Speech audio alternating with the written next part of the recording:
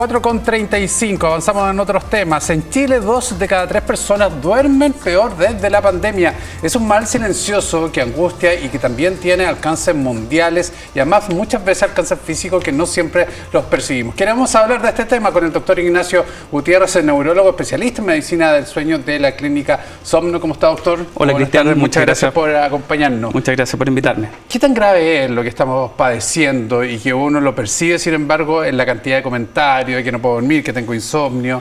No existen estudios nacionales respecto a la prevalencia del insomnio, pero uno lo ve, uno lo siente como clínico, que las personas consultan más por insomnio, ya sea por distintos motivos. Hay personas que desde la salud mental tienen depresión, ansiedad, y otras personas que se debe a malos hábitos higiénicos de sueño. Incluso, para un dato, la zopiclona es el medicamento más usado en Chile, entonces eso te tiene que decir sobre la calidad de sueño de los chilenos. ¿Cómo podemos identificar, doctor, que sea causante el insomnio de este estado mental, de alguna depresión, de alguna angustia en particular, o de otro que pueda significar también a lo mejor alguna configuración física que no esté adecuada en el cuerpo de la persona?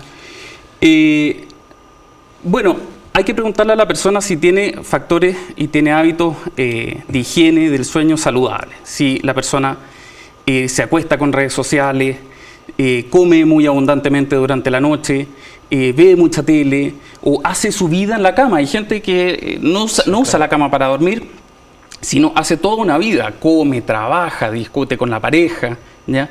Y ahí hay que ir avanzando, hay que irle preguntando a la persona, bueno, ¿y cómo estás de ánimo? ¿Cómo estás de ansiedad? ¿Tienes algún problema de salud mental? Ahí uno va escarbando y generalmente encuentra cosas.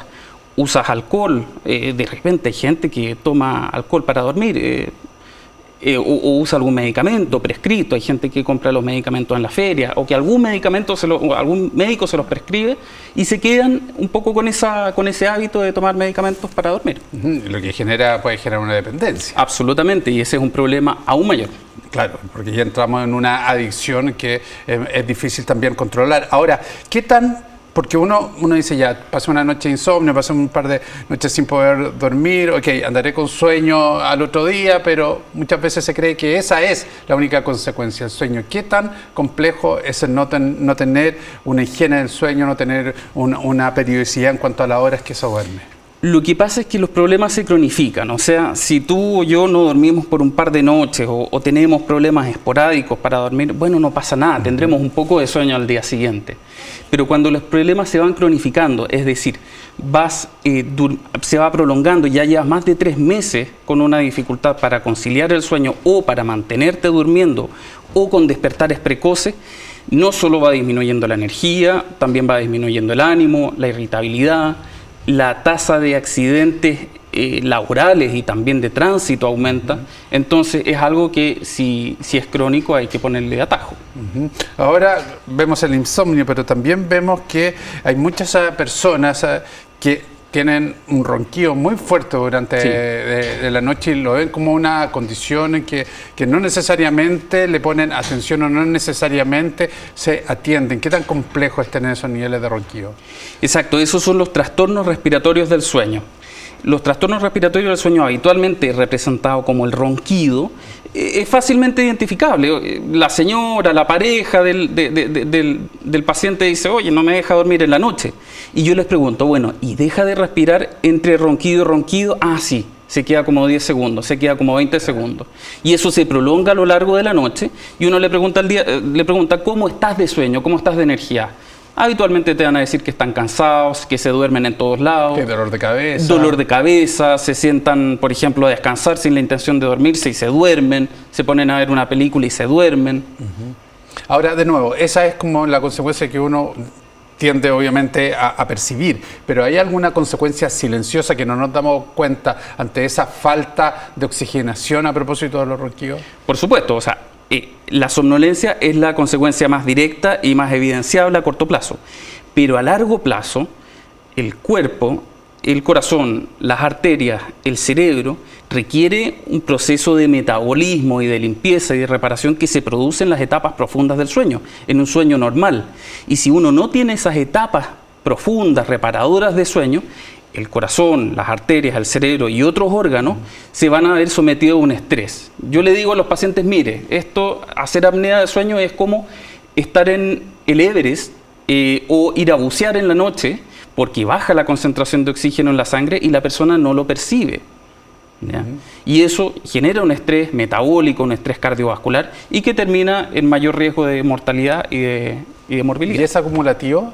Por supuesto que es acumulativo. O sea, la apnea del sueño debe ser considerada un factor de riesgo, tanto como la hipertensión, como la diabetes, como el tabaquismo, el colesterol alto, el sedentarismo. Ya, y eso pensando también en los rangos etarios, en la medida que se sube el rango etario, ¿también se hace más peligroso? Sí, claro que es más peligroso. Porque se ha acumulado más tiempo en el fondo. Por supuesto, porque se ha acumulado, porque ha habido un proceso degenerativo y de desgaste mayor de los órganos, y generalmente sobre los 30, 40 años y en adelante aumenta el riesgo de ataques cerebrovasculares y de infartos agudo al miocardio. Ya, veamos el insomnio. El insomnio, usted nos hablaba, doctor, de buscar las causas que muchas veces tienen que ver con la salud mental de cada uno, tener sí, algunos problemas, alguna angustia, y eso no nos dejan dormir. Tratar eso es una forma de quitarlo. ¿Hay otra forma de tratar el insomnio? Bueno, lo primero que tiene que saber una persona que sí no está haciendo lo básico, no está teniendo hábitos higiénicos de sueño, no está, por ejemplo, acostándose, restringiendo un poco el tema de las pantallas, restringiendo un poco la alimentación, digamos, comer muy tarde. O, por ejemplo, que la persona no trate de relajarse o de introducirse a un proceso de sueño más tranquilo, le va a costar dormir más. ¿Ya?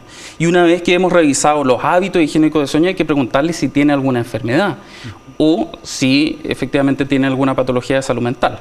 Perfecto. ¿Y en el caso de los ronquidos?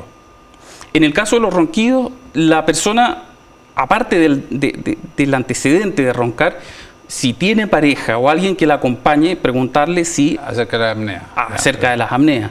Y además preguntarle a la persona cómo se siente durante el día. ¿Está somnolienta? ¿Tiene sueño? ¿Tiene energía? Ya, perfecto. ¿Cómo medimos lo grave de uno y otro?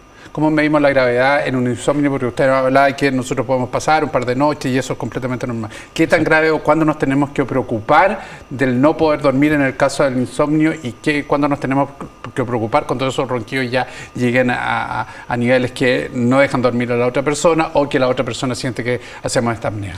En el caso del insomnio uno tiene que tener ojo con la cronificación del problema. Si lleva más de 3 meses con problemas para dormir, ya sea de insomnio de conciliación, es decir, que a la persona le cuesta quedarse dormido o se despierta durante la noche o despierta muy temprano, que es el despertar precoz.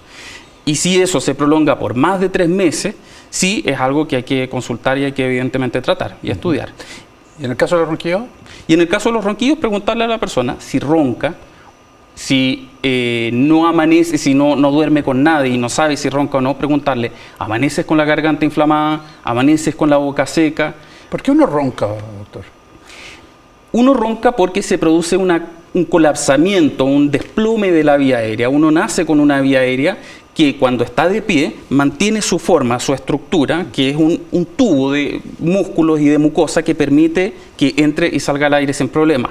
Pero si uno se pone de espalda en decúbito supino, todo el peso del cuerpo y la gravedad va a hacer que si ese tubo no es lo suficientemente firme, ya sea sobrepeso, características anatómicas de la persona, forma facial o problemas respiratorios, ese tubo se va a colapsar y va a impedir el ingreso normal del aire.